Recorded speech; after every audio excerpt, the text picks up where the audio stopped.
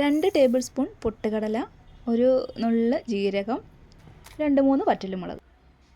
Hello, ഇന്ന് ഞാൻ കാണിക്കാൻ പോകുന്നത് ഒരു വ്യത്യസ്ത തരത്തിലുള്ള മോരുകറിയാണ് കേട്ടോ. വ്യത്യസ്തം എന്ന് പറയാൻ കാരണം നമ്മൾ സാധാരണയൊക്കെ തേങ്ങ അരച്ച് വെക്കുന്നതിൽ നിന്നും കുറച്ചുകൂടെ വിഭിന്നമായിട്ട് വേറെ കുറച്ച് ചേരുവകൾ ചേർത്താണ് ഈ മോരുകറി ഉണ്ടാക്കുന്നത്. അപ്പോൾ ഇത് എങ്ങനെ ഉണ്ടാക്കാമെന്നൊക്കെ ഞാൻ കാണിച്ചു തരാം. വീഡിയോ ഇഷ്ടപ്പെട്ടിട്ടുണ്ടെങ്കിൽ ലൈക്ക് ചെയ്യാനും ഷെയർ ചെയ്യാനും മറന്നു പോകരുത്. അപ്പോൾ ഈ വീഡിയോയിലേക്ക് പോകാം. നമ്മൾ ഈ എടുത്ത് വെച്ചിരിക്കുന്ന പൊട്ടുകടലയും അതുപോലെ ഈ മുളകും ഒക്കെ ഒന്ന് അരഞ്ഞ് കിട്ടണമെങ്കിൽ അതൊന്ന് കുതിർന്ന് കിട്ടണം. അപ്പോൾ അതിന് വേണ്ടിയിട്ട് നമ്മൾ കുറച്ച് വെള്ളം ഒഴിച്ചിട്ട് ഒരു അരമണിക്കൂർ നേരത്തേക്ക് ഒന്ന് കുതിരാനായിട്ട് മാറ്റി വെക്കുകയാണ് കേട്ടോ. അത് നല്ലപോലെ അവിടെ ഇരുന്ന് കുതിരട്ടെ. ഇനി നമുക്ക് അടുത്തായിട്ട് വേണ്ടത് വെണ്ടയ്ക്കയാണ്. അപ്പോൾ വെണ്ടയ്ക്ക ഞാൻ എടുത്തിരിക്കുന്നത് നല്ല പിഞ്ച് വെണ്ടയ്ക്കയാണ് കേട്ടോ. അതിൻ്റെ തുമ്പ് വാലുവശവും തലവശവും ഒക്കെ കളഞ്ഞിട്ടാണ് ഞാനിപ്പോൾ എടുത്ത് റെഡിയാക്കി വെച്ചിരിക്കുന്നത്. ഇനി ഇതുപോലെ നമ്മൾ ഈ വെണ്ടയ്ക്കൊക്കെ കറി വെക്കാനായിട്ട് എടുക്കില്ലേ, അരിയില്ലേ എന്ന് പറഞ്ഞതുപോലെ ഇതുപോലെ അരിഞ്ഞെടുക്കുകയാണ് കേട്ടോ. അപ്പോൾ അതാ ഫുള്ള് ഞാൻ അരിഞ്ഞെടുത്തിട്ടുണ്ട്. ഇനി നമുക്ക് ഇതൊന്ന് വഴറ്റിയെടുക്കണം. ഒരു പാത്രം അടുപ്പിലേക്ക് വെച്ചിട്ട് അതിലേക്ക് ആവശ്യത്തിന് മാത്രം ഓയിൽ ഒഴിച്ച് കൊടുത്തതിന് ശേഷം നമ്മൾ അരിഞ്ഞു വെച്ചിരിക്കുന്ന വെണ്ടയ്ക്ക അങ്ങോട്ട് കൊടുത്തിട്ട് ഒന്ന് വഴറ്റിയെടുക്കണം. അപ്പോൾ തീ നല്ലപോലെ കുറച്ച് വെച്ചിട്ട് വേണം വഴറ്റിയെടുക്കാനായിട്ട്. ഇനി അത് വഴണ്ട് വരുന്ന സമയം കൊണ്ടിട്ട് നമുക്ക് ഇവിടെ നമ്മൾ ആ വെള്ളത്തിൽ കുതിർത്ത് വെച്ചിരിക്കുന്നതും ബാക്കി കൂടി ഒന്ന് അരച്ചെടുക്കണം. അപ്പോൾ അതിന് വേണ്ടിയിട്ട് നമ്മളൊരു മിക്സിയുടെ ജാർ എടുത്തിട്ടുണ്ട്. അതിലേക്ക് ഇത് ഇട്ട് കൊടുത്ത് ആവശ്യത്തിന് വെള്ളം കൂടെ ഒഴിച്ച് കൊടുത്തതിന് ശേഷം ഒരു 2 പച്ചമുളക് ഇട്ടിട്ടുണ്ട്. പിന്നെ അതുപോലെ ഒരു ചെറിയ കഷ്ണം ഇഞ്ചി, പിന്നെ ഒരു 3-4 ചുവന്നുള്ളി ഇട്ടിട്ടുണ്ട്. പിന്നെ തേങ്ങ, അരമുറി തേങ്ങ കേട്ടോ ഇവിടെ ചേർത്തിരിക്കുന്നത്. അത് നല്ല പിഞ്ച് തേങ്ങയാണ് കേട്ടോ, ഒത്തിരി ഡ്രൈ ആയിട്ടുള്ള ഉണങ്ങിയ തേങ്ങ ചേർക്കരുത്. ഇനി കൂട്ടത്തിൽ ആവശ്യത്തിന് മഞ്ഞൾപ്പൊടിയും ചേർത്തിട്ട് അതൊന്ന് അരച്ചെടുക്കാം കേട്ടോ. അപ്പോൾ അത് അരച്ചുകൊണ്ടൊക്കെ വന്ന സമയം കൊണ്ടിട്ട് നമ്മുടെ വെണ്ടയ്ക്കൊക്കെ ഇവിടെ പാകത്തിന് റെഡിയായി വന്നിട്ടുണ്ട് കേട്ടോ. നല്ലപോലെ തന്നെ വഴണ്ട് വന്നിട്ടുണ്ട്. ഇപ്പോൾ നമ്മൾ അരച്ചുകൊണ്ട് വന്നിരിക്കുന്ന അരപ്പൂടെ അങ്ങ് ഒഴിച്ച് കൊടുത്ത് കുറച്ചുകൂടെ വെള്ളം ഒഴിച്ച് കൊടുക്കുകയാണ്. ഈ വെള്ളമൊന്നും പോരാ കേട്ടോ, ഇനി നമുക്ക് ഇച്ചിരി വെള്ളമൊക്കെ ഒഴിച്ച് കൊടുക്കണം.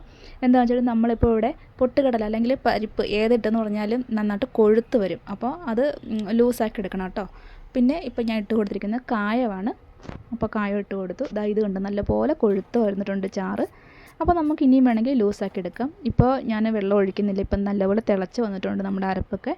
ഇപ്പോൾ ഈ സമയം ഞാനിവിടെ തൈര് ഒഴിച്ച് കൊടുക്കുകയാണ്. തൈരൊന്ന് ഉടച്ചിട്ട് ലൂസാക്കിയിട്ട് ഒഴിച്ച് കൊടുക്കുകയാണ് കേട്ടോ. അപ്പോൾ ഈ സമയത്ത് നമുക്ക് തൈരിൻ്റെ പുളി നോക്കിയിട്ട് ഒരുപാട് പുളിയുള്ള തൈര് എടുക്കാതിരിക്കും ഇത് നല്ലത്. ഈ കറിക്ക് ഏറ്റവും രുചി കൂടുന്നത് ചെറിയൊരു ഒത്തിരി പുളിപ്പില്ലാതെ കൊണ്ടുള്ള തൈരാണ് കേട്ടോ. ഇനി പാകത്തിന് നമ്മൾ ഉപ്പ് ഇട്ട് കൊടുക്കുകയാണ്. എന്നിട്ട് തൈര് തിളയ്ക്കാനൊന്നും നിൽക്കരുത്. നമ്മൾ തൈര് ചേർക്കുന്നതിന് മുമ്പ് തന്നെ തീ ഓഫ് ചെയ്തിട്ട് തൈര് ചേർക്കാവുള്ളൂ കേട്ടോ. തൈര് വേവിക്കുകയോ ചൂടാക്കുകയോ ഒന്നും ചെയ്യേണ്ട ആവശ്യമില്ല. നമ്മുടെ ഈ അരപ്പ് വെന്താണല്ലോ, അതിലേക്ക് കിടന്നിട്ട് ഉള്ള ആ ചൂടൊക്കെ മതി കേട്ടോ. നമ്മുടെ തീ ഓഫ് ചെയ്തു. ഇപ്പോൾ കറി റെഡി ആയിട്ടുണ്ട്. ഇനി നമുക്ക് ഇതിനൊന്ന് താളിച്ചിടണം, കടുക് താളിക്കണം. അപ്പോൾ ഞാനിവിടെ ഓയിൽ ഒഴിച്ച് കൊടുത്തിട്ടുണ്ട്. കടുകല്ല ഇടുന്നത്, അതിന് പകരം ഉലുവയാണ് കേട്ടോ.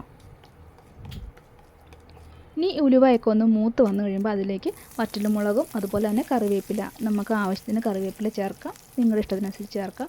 എന്നിട്ട് അതും കൂടെ മൂത്ത് കഴിയുമ്പോഴത്തേക്കും നമുക്ക് ഇതിലേക്ക് ഒഴിച്ചു കൊടുക്കാം, താളിച്ച് കൊടുക്കാം കേട്ടോ. ഇപ്പോൾ കറിക്ക് കടുക് താളിച്ചിട്ടുണ്ട്. നല്ലൊരു മണവും അതുപോലെ തന്നെ ടേസ്റ്റ് എന്ന് പറഞ്ഞു കഴിഞ്ഞാൽ നമ്മുടെ മോര് കറിയുടെ കൂട്ടത്തിൽ ഇച്ചിരി നെയ്യൂടെ അല്ലെങ്കിൽ ഇച്ചിരി വെളിച്ചെണ്ണ, പച്ച വെളിച്ചെണ്ണയൊക്കെ ഒഴിച്ചിട്ട് നമ്മൾ ഉണ്ട് കഴിഞ്ഞാൽ അങ്ങനെ ഇരിക്കും. ആ ഒരു ടേസ്റ്റാണ് കേട്ടോ ഈ കറിക്ക്. നമ്മൾ ഇതൊന്ന് ശരിക്കും കൂട്ടി നോക്കിയാൽ, നമ്മളത് രുചിച്ച് നോക്കിയാൽ മാത്രമേ ഉള്ളൂ അതിൻ്റെ രുചി എന്താണെന്ന് അറിയാൻ പറ്റുള്ളൂ കേട്ടോ. ഇപ്പോൾ അത് ഈ കറിയുടെ കൂട്ടത്തിൽ ഒരു ഉണക്കമീൻ വറുത്തതൊക്കെ ഉണ്ടെങ്കിൽ ആഹാ ഗംഭീരമായി. പക്ഷേ ഇവിടെ ചേട്ടായി മലയ്ക്ക് പോകാൻ മാലിട്ടേക്കുന്നത് കൊണ്ട് മീനൊന്നുമില്ല.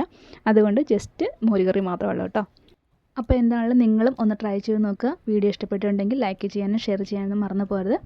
അപ്പോൾ ഇനി അടുത്തൊരു വീഡിയോയുമായിട്ട് വരുന്നവരേക്കും എല്ലാവർക്കും ഒരുപാട് നന്ദി.